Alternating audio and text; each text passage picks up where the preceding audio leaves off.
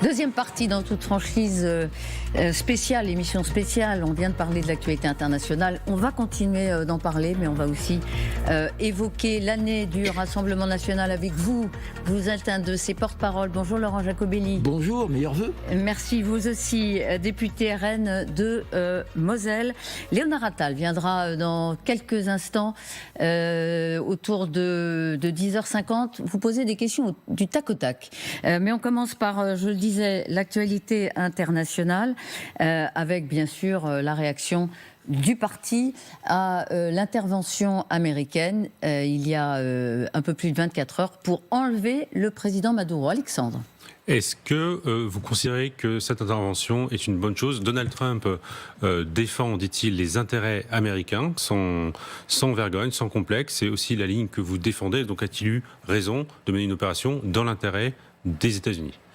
Écoutez, d'abord, moi je pense au peuple vénézuélien qui est libéré d'un dictateur communiste. On sait ce que c'est que le communisme, hein. Ce sont des dictatures souvent sanglantes, où l'économie s'effondre et où les droits fondamentaux ne sont pas respectés. Un peuple qui souffle, un peuple qui se libère finalement d'un dictateur, c'est toujours une bonne nouvelle. Maintenant, il faut réfléchir au moyen et long terme. D'abord, qu'est-ce qui va succéder à Maduro au Venezuela? Nous souhaitons, et Marine Le Pen l'a dit, Jordan Bardella l'a dit, un régime démocratique qui arrive au plus vite pour que le peuple vénézuélien reprenne sa destinée en main. Mais maintenant, nous sommes aussi inquiets internationalement parce que qu'un pays puisse décider de l'avenir d'un autre pays en violant sa souveraineté pose des questions sur le droit international et paradoxalement, cette bonne nouvelle pour la liberté du peuple vénézuélien en est probablement aussi une mauvaise pour l'ordre mondial. Et donc il faut réfléchir à tout cela avec sérénité et équilibre et notamment sur le rôle de la France dans la diplomatie mondiale qui aujourd'hui s'est effondrée. On va y venir, notamment sur la réaction d'Emmanuel Macron, mais revenons sur ce qui nous a frappé hier dans le communiqué de Marine Le Pen, qui a insisté sur la méthode trumpienne, qui dit que la souveraineté des États n'est jamais négociable, quelle que soit leur taille, quelle que soit leur puissance, quel que soit leur continent. Elle est inviolable. Absolument. Et sacrée. Même s'il existe des raisons d'en vouloir à Maduro. Est-ce que vous dénoncez la méthode trumpienne?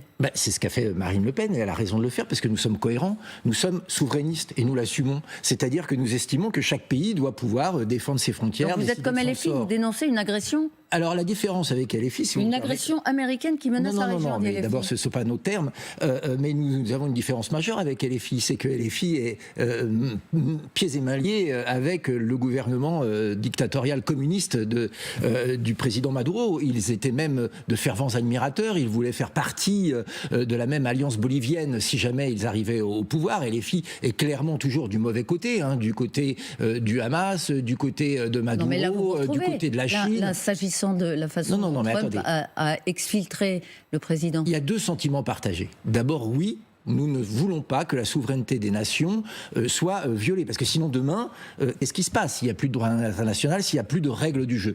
En revanche, nous sommes satisfaits pour le Venezuela qu'il se soit libéré de la dictature communiste, alors que Jean-Luc Mélenchon le regrette. Lui, il appelle de tous ses voeux le retour de la dictature de Maduro. C'est une différence majeure, parce que partout où la dictature règne, partout où le socialo-communisme règne, eh bien, il y a malheureusement des peuples malheureux et appauvris. Arlette. Oui, alors, est-ce que vous regrettez la position du président de la République? Il y a eu deux réactions françaises. Il y a eu un communiqué du Quai d'Orsay assez vite qui parlait effectivement du droit international, absolument, du respect du droit. Et puis, en fin de journée, la réaction du président de la République qui se réjouit d'abord de la disparition d'un régime dictatorial qui appelle à une transition démocratique, mais ne revient pas sur cet ordre international. Hein. Il n'y a pas dans on voit la réaction du président de la République. Vous comprenez cette attitude d'Emmanuel Macron? Ce que je ne comprends pas, c'est le manque de concertation entre le gouvernement et un ministre des Affaires étrangères réputé macroniste et le président de la République. C'est-à-dire qu'aujourd'hui, à l'international, il y a eu deux voix françaises.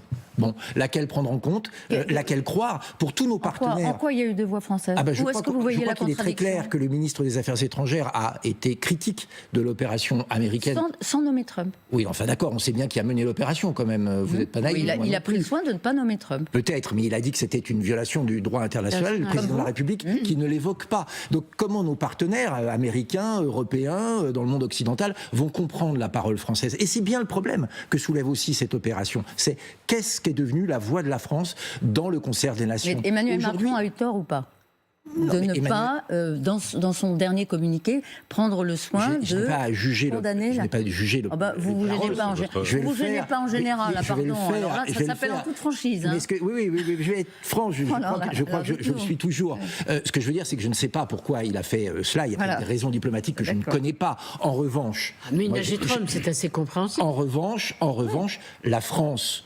je crois, s'honorerait à avoir une position médiane en prenant acte de la fin du régime dictatorial de Maduro et en appelant au respect du droit international, parce que sinon, dans un monde sans foi ni loi, c'est la loi du plus fort. Et le moins qu'on puisse dire, c'est que le plus fort aujourd'hui sur la scène internationale, et je le regrette vivement, ce n'est pas la France. Alors, vous êtes sur une position très différente de celle de la présidente du Conseil italien, Giorgia Meloni, qui, elle, approuve, parce qu'elle dit, au fond, cette opération, c'est de la légitime défense des États-Unis contre un pays qui, effectivement, est producteur, fournisseur de drogue, donc elle approuve, et pas vous.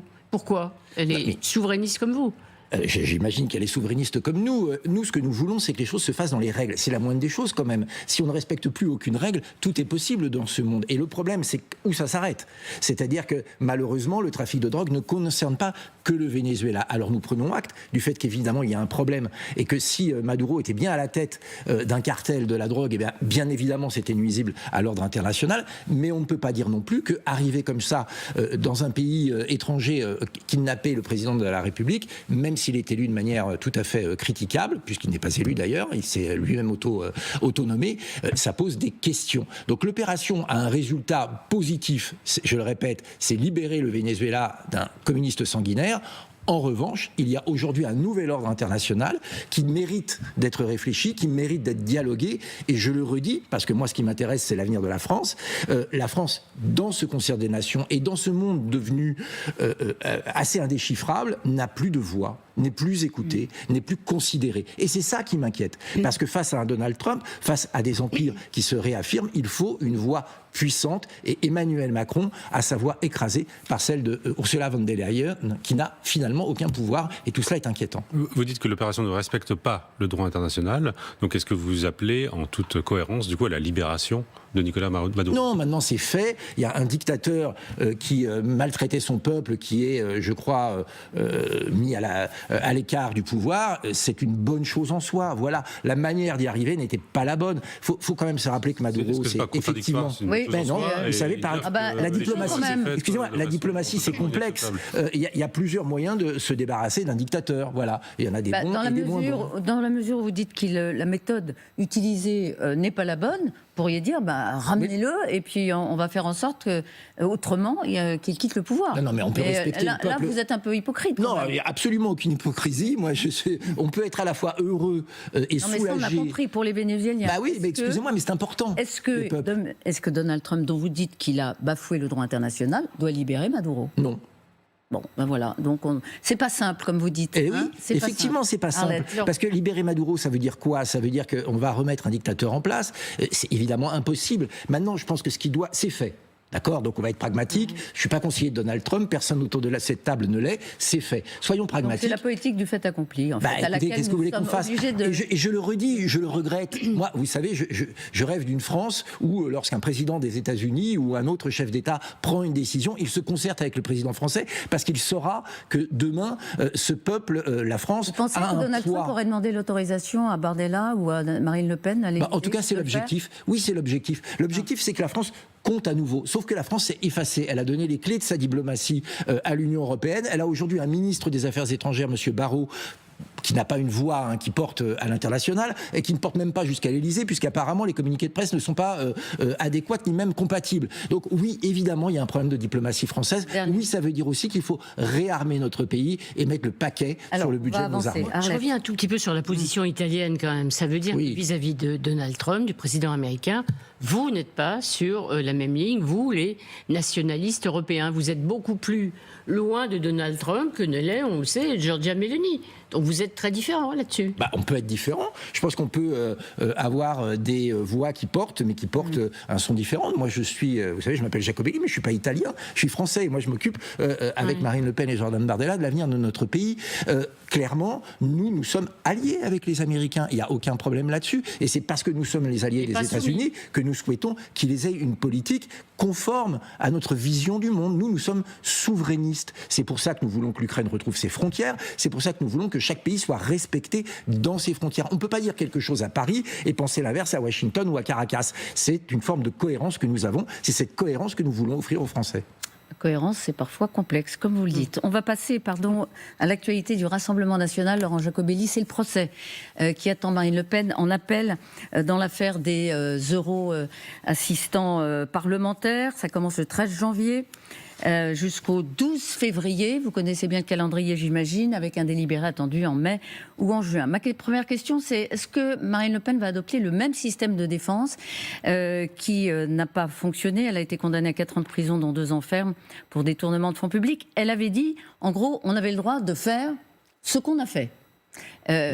Bon, les règles ont changé elle n'a pas convaincu. Est-ce qu'elle garde cette ligne de défense? C'est-à-dire, on n'est pas coupable. Marine Le Pen est innocente et je pense qu'elle va continuer à clamer son innocence. On ne va rien changer. Vous n'avez rien changé. Je pense qu'effectivement, on est en appel, donc forcément, les questions vont changer et donc on s'adaptera. Mais je pense que la ligne de défense doit rester la même.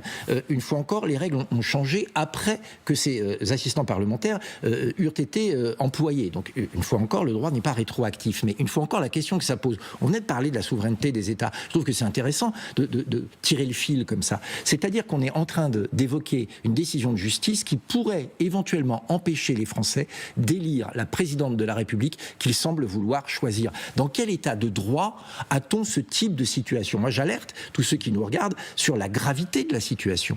Pour la première fois en France, la leader de l'opposition, celle qui est vue dans les sondages, qui ne valent que ce qu'ils valent au moment où ils sont publiés, comme la successeur de Emmanuel Macron, la véritable force d'alternance, pourrait être empêchée de participer à l'élection présidentielle sur le fait d'une loi rétroactive. Tout cela, croyez-moi, fait peur dans beaucoup de pays à l'étranger. Vous dites en appel, on s'adaptera, mais comment Marine Le Pen va s'adapter justement? Vous semblez dire qu'elle va dire exactement la même chose qu'en première instance. Mais attendez, moi, donc l'adaptation, elle se fera à quel niveau? Je ne suis pas avocat, je ne sais pas les questions qui vont être posées, je ne sais pas quelles questions de fond sur le dossier les juges en appel vont vouloir régler. Ce que je sais... Non, mais vous connaissez l'accusation, donc face à l'accusation... Mais face à l'accusation, nous sommes droits dans nos bottes, nous sommes innocent. Marine Le Pen est innocente de ce dont on l'accuse. Vous savez, beaucoup de partis politiques, pour ne pas dire quasiment tous les partis politiques, ont le même souci vis-à-vis des assistants européens engagés il y a une dizaine ou une quinzaine d'années. Donc, une fois encore, nous sortirons les arguments, nous prouverons notre bonne foi. Marine Le Pen prouvera sa bonne foi. Elle le fera, elle participera, comme elle l'a fait en premier jugement. Une fois encore, nous avons 2 combats. Faire en sorte que la candidate à l'élection présidentielle soit Marine Le Pen et que le droit soit respecté. Alors justement, nous, quand on lit par exemple les confidences qu'elle a faites à Guillaume Durand dans la Tribune dimanche, elle dit, je cite, « Jordan Bardella peut gagner à ma place ». Elle a jeté l'éponge.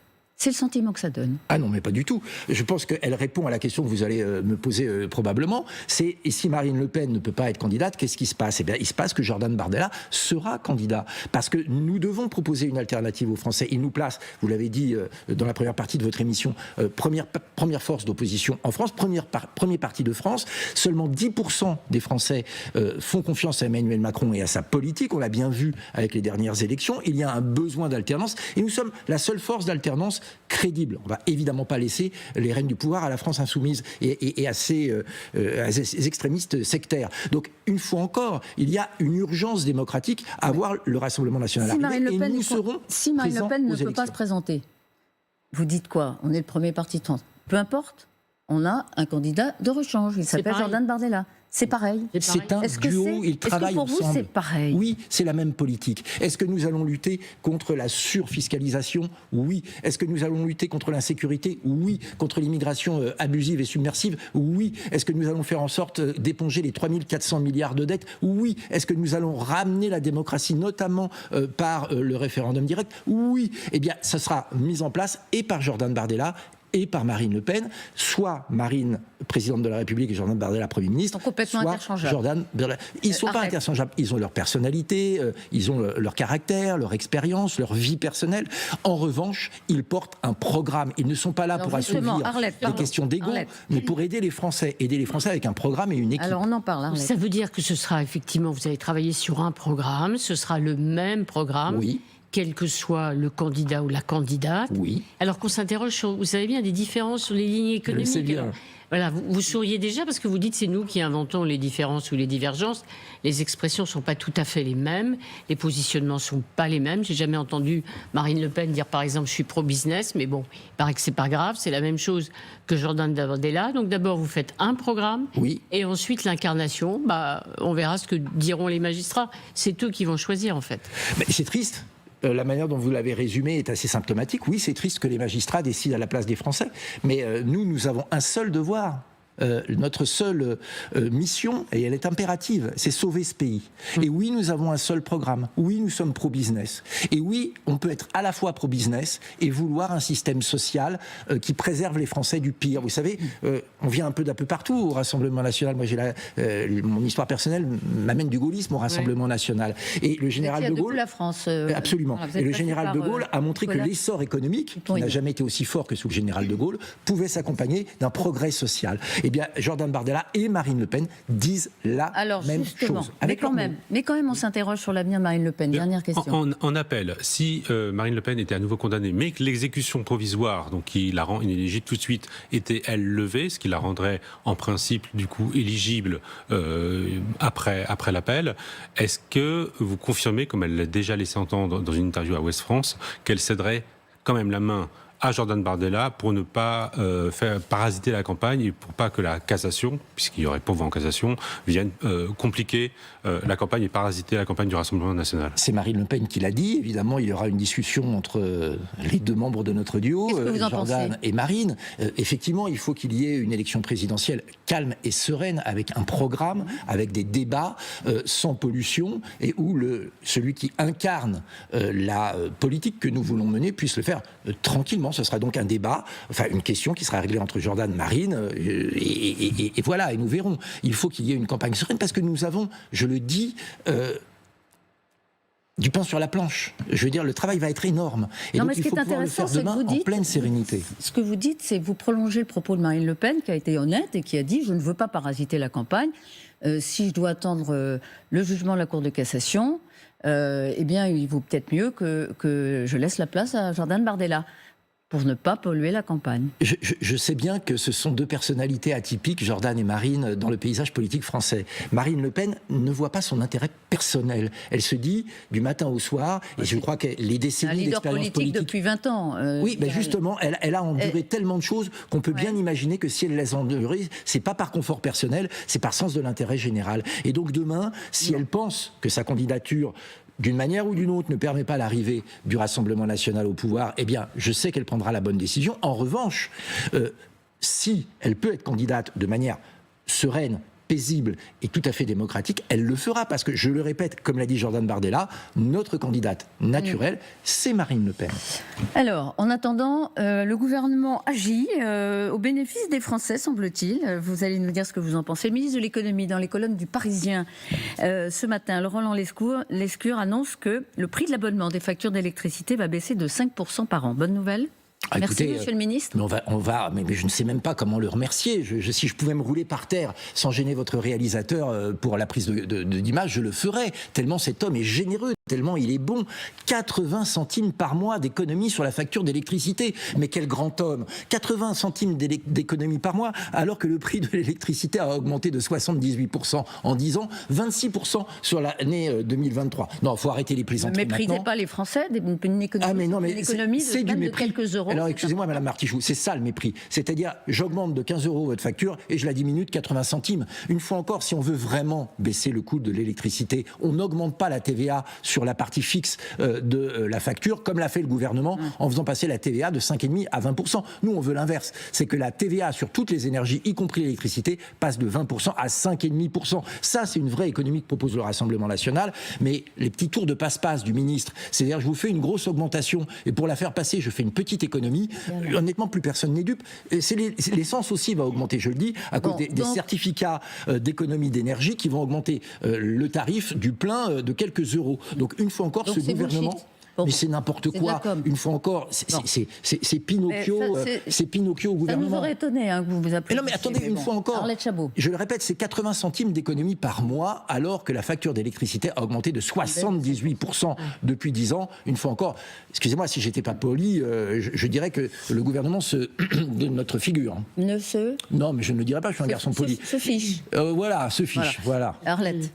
Alors, le budget va revenir, on va en reparler, il y a une discussion budgétaire. Vous imaginez la possibilité de conclure, vous imaginez le dépôt d'une motion de censure, vous imaginez que la loi spéciale, parce que finalement Jean-Philippe Tanguy, celui qui est le monsieur budget, va dire au Rassemblement national, il vaut mieux garder la loi spéciale pendant 1 an plutôt qu'un mauvais budget. Comment elle va se dérouler cette discussion budgétaire? Nous participerons à toutes les discussions, mais je vous rappelle que nous sommes dans l'opposition. Vous ne voterez pas de toute façon, c'est sûr. Non, on ne votera pas, parce que la première esquisse ratée de ce budget, c'était 19 millions d'impôts supplémentaires et 30 milliards de dépenses de l'État supplémentaires. Nous, notre ligne de conduite, elle est très claire. Pas 1 euro ne doit être pris dans la poche des Français si l'État n'a pas entamé une sévère cure d'amaigrissement. Ça veut dire quoi? Ça veut dire qu'il y a des milliards à aller chercher sur le coût de l'immigration et des prestations sociales, notamment, ou de la santé des migrants clandestins, des 7 milliards à aller chercher sur le budget européen, des dizaines de milliards sur les agences qui ne servent à rien, comme l'ADEME, comme l'ARCOM, et cet argent, il faut le rendre aux Français, plutôt que d'aller leur faire les poches pour aller financer une administration qui parfois est très utile et souvent est très utile, mais parfois a des excès financiers, commet des excès financiers que nous ne pouvons plus condamner. Léonard Attal nous a rejoint pour ces questions du tac-au-tac. Juste une question, s'agissant du budget, dépôt de motion de censure éventuellement. Pourquoi pas? Votre motion de censure, vous la déposerez. Ça fait des mois que vous réclamez la dissolution. Mais nous voulons la dissolution. En termes de calendrier, c'est fini, non? Mais non, rien n'est jamais fini. Ah bon, mais quand alors? Bah écoutez, on vote quand? Est-ce que c'est l'appel? Et les municipales qui viennent, vous la faites quand? Mais on peut très bien faire des élections. Vous savez, le problème qu'on a aujourd'hui, c'est que l'Assemblée ne ressemble évidemment pas à l'opinion publique, mais surtout, il n'y a pas de majorité. Pas de majorité, ça veut dire pas de projet, ça veut dire pas de budget. Le budget, c'est la transcription en chiffres d'une vision de la France. On ne peut pas dire qu'aujourd'hui, il y a une vision de la France. Non, donc on nous dit ne pas avoir de budget. On vous parle de la dissolution. Oui, mais moi, je vous réponds, ne pas avoir de budget, c'est pas possible, on n'a pas le choix, il faut le voter. C'est pas vrai. On ne peut pas retourner aux élections, c'est pas vrai. Dans un monde où rien n'est impossible, où rien n'est possible, alors on n'avance pas. Donc il faut avancer et on n'avancera pas avec cette équipe et avec ce budget. Des questions du tac-au-tac de Léonard. Vous répondez très brièvement, 5 minutes pour convaincre, 5 questions. Exactement. Question courte, réponse courte s'il vous plaît monsieur le député. Le gouvernement va déposer dans les prochains jours, courant du mois de janvier, un projet de loi pour interdire les réseaux sociaux aux moins de 15 ans et pour interdire le téléphone portable également au lycée. Est-ce que le RN va voter ce projet de loi à l'Assemblée? On verra le projet, mais ça va plutôt dans le bon sens, disons-le clairement. C'est vrai que les écrans aujourd'hui perturbent l'éducation, amènent des jeunes à faire des bêtises qu'ils ne feraient pas s'ils n'avaient pas ces réseaux. Donc nous étudierons avec bienveillance. Plutôt oui. L'épidémie de dermatose nodulaire est toujours en cours. Un nouveau foyer a été découvert en Ariège, 3 nouveaux cas. Est-ce qu'il faut dans ces conditions se dire qu'on interdit les vaches pour le salon de l'agriculture qui ouvrira en février? Alors écoutez, là vous dépassez mon domaine de compétence. L'idée c'est de nous prendre... Moi c'est honnête de le dire. Non mais je suis pas... Écoutez, voilà, je ne connais pas les risques. Je ne connais pas les risques épidémiologiques, mais il ne faut pas prendre de risques, bien sûr. Alors là, sur le je tiens beaucoup au salon de l'agriculture. Sur le Mercosur, normalement vous devriez avoir un avis. Ursula von der Leyen devrait signer l'accord du Mercosur le 12 janvier. Sébastien Lecornu va recevoir les syndicats d'agriculteurs dans les prochains jours. La France doit-elle et peut-elle encore s'opposer à cet accord de libre-échange ? Pardon. Oui, elle doit le faire, quitte à ne pas respecter la parole de Madame von der Leyen et quitte à la fâcher. Je pense que plutôt que de recevoir les agriculteurs, c'est bien qu'il le fasse d'ailleurs, il devrait recevoir Madame von der Leyen et lui expliquer notre façon de penser. Romain Le Goester, ça vous parle ou pas ? Ça vous dit quelque chose ? Non. C'est le candidat RN pourtant qui avait été investi à Saint-Malo. On a appris ces derniers jours qu'il allait jeter l'éponge après une enquête de Mediapart qui a révélé ses liens avec l'extrême droite radicale, avec sa proximité aussi avec Dieudonné. Mais je crois qu'il n'a pas été investi par nous. Il a été dans un premier temps investi, il a fini par jeter l'éponge. Non, je crois qu'il a posé sa candidature à l'investiture et que nous avons finalement investi quelqu'un d'autre. Alors, depuis qu'il a jeté l'éponge. Mais dans un premier temps, je vous l'assure, il avait été investi par votre parti. Il y a donc encore des brebis galeuses au Rassemblement national. Non, apparemment. Si, dans un premier temps, vous l'avez investi. Donc, il a fini par jeter l'éponge. C'est si difficile. Donc, il ne sera pas candidat. Il l'a été dans un premier temps, il a fallu que lui-même décide de jeter l'éponge. Écoutez, c'est si difficile que de faire le ménage au Rassemblement national ? Non, c'est pas du tout difficile. Je crois qu'effectivement, il y a une photo sur pas sur les réseaux sociaux, justement, une photo personnelle, parce que maintenant le CAM revient, où il est en présence de Dieudonné, qui a été transmis à la pièce. Vous le connaissez un peu, hein. Qui a été transmis par un de ses proches. Nous faisons une enquête sur les réseaux sociaux. Nous demandons aux gens leur casier judiciaire. Après, on lit pas dans les esprits, mais dès qu'une nouvelle nous est donnée, nous réagissons. C'est la différence avec d'autres partis qui, eux, c'est la promotion aux malveillants. Nous n'avons pas fait élire un triple fichier S comme la France insoumise ou des gens condamnés pour violence. 2 questions, mais de réponses très rapides. Oui, très court aussi, municipal toujours. Est-ce qu'un accord entre Reconquête et le RN est possible à Paris entre Thierry Mariani et Sarah Knafo ? Ça s'est fait à Marseille, est-ce que ça doit se faire à Paris ? Ça paraît peu probable. Pourquoi ? Non. Parce que nous n'avons pas de lien national, d'accord national avec. Il y en a un à Marseille pourtant. Oui, je ne sais pas s'il y en a Stéphane un. Stéphane Ravier, ancien. Il était ancien Reconquête. Oui. Il était parti de Reconquête. C'est pas ce que j'appelle un ralliement. Ce sera non à Paris. Ce sera non donc à La Paris. décision dépend de Thierry Mariani. Allez, dernière question. On est le 4 janvier, il a encore temps de vous dire bonne année, meilleurs vœux. Emmanuel Macron a prononcé ses vœux à destination des Français. Qu'est-ce que vous lui souhaitez, vous, à Emmanuel Macron, pour sa dernière année complète à l'Élysée ? Une bonne retraite, voilà, qu'il prépare le départ. Maintenant, je pense qu'il y a un divorce entre les Français et Emmanuel Macron, qu'il fasse le moins de mal possible à la France pendant les quelques mois de pouvoir qui lui restent. Il en a fait tellement pendant les 8 ou 9 années précédentes. Donc vous lui souhaitez quand même le meilleur ? À titre personnel, évidemment. Évidemment, il n'y a pas d'animosité personnelle envers le président de la République, ni envers son entourage. C'est la politique qu'il a menée qui est désastreuse et que nous allons récupérer, nous allons retricoter le lien entre les Français et rétablir notre pays. Dernier mot, Arlette, pour finir. En vous écoutant, et parce qu'on a posé beaucoup de questions sur l'avenir du RN, sur qui sera votre candidat, vous êtes super optimiste en ce début d'année où vous dites « Oh, là, quand même, ça va être dur, on ne sait pas qui, Jordan Bardella, Marine Le Pen sera notre candidat ou notre candidate ». C'est pas si facile que ça malgré les sondages. La politique c'est jamais facile, mais l'optimisme est là, la volonté est là, la motivation est là. Vous savez, on est profondément amoureux de notre pays, on voit dans l'état où il est. Et ça nous donne un devoir impérieux, c'est de le sauver. Et on sait qu'on le sauvera avec la bonne équipe et avec le bon programme d'ailleurs qui rencontre l'assentiment des Français déjà gagné sur chaque point. C'est déjà gagné ? Aucune élection n'est jamais gagnée. Ça va vous entendre, en effet. Non, mais la question était, êtes-vous optimiste ? Je suis optimiste, mais nous sommes aussi travailleurs, nous sommes aussi combatifs, et nous sommes sur le terrain, nous serons sur le terrain des municipales. Prêt, en fait, quoi. Comment ? Tout à fait prêt, quand même, c'est le moins qu'on puisse dire, non ? Ah si, nous sommes prêts à diriger la France, nous sommes prêts à faire campagne, ça c'est très clair, et je vais vous dire un secret, nous sommes probablement plus prêts que l'équipe en place, où on voit bien qu'il n'y en a pas deux qui pensent la même chose, et on voit bien où ils ont mené le pays, on ne pourra pas faire moins bien, je vous le garantis, donc, et on a même envie de faire beaucoup mieux. Ça reste évidemment un argument pour vous capital. Merci beaucoup Laurent Jacobelli d'avoir été avec nous.